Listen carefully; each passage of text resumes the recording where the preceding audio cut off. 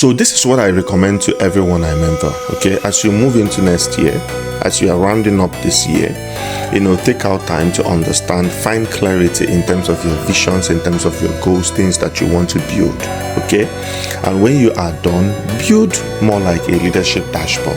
Okay, and one of the things I want you to do in the leadership dashboard is first identify what your core values are. Okay, connect it to your vision, connect it to your dreams, connect it to things you want to achieve, and this can be specific in specific areas of your life. Okay, so it can be for your marriage, it can be for your business, it can be for your finances, it can be for your spiritual life. Okay, so the goal is to sit down, identify what those dreams, what those goals are, what those visions are. Okay, and then the next thing I want you to do is to build systems around those goals. Okay, so for each goal or for each vision or anything that you're wanting to achieve, create systems that ensures that you are taking intentional actions. Okay, so as you take intentional action daily, weekly, monthly, it culminates to your yearly results.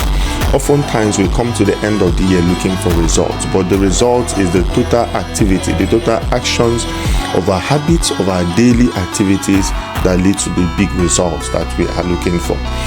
There's a place in the scripture where Jesus was talking and said that he that is faithful in little is going to be faithful in much. Oftentimes we are looking for big opportunities. You want to hit it big, you want to make it big, you want to build something powerful, but you often forget that they are a result of your daily habits. Those daily steps you make every day, those daily decisions you make every day, those daily systems that you are building around your vision and your goal is what eventually culminates into the massive action that you're looking for.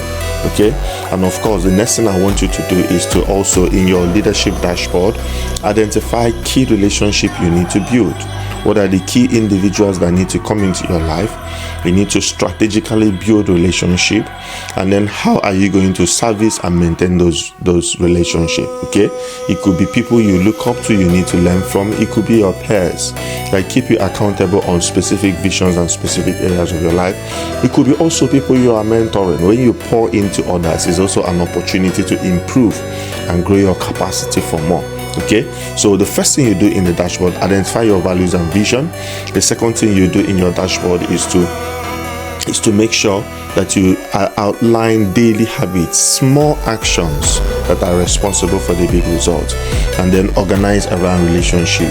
Have quality individuals that help you achieve more in life.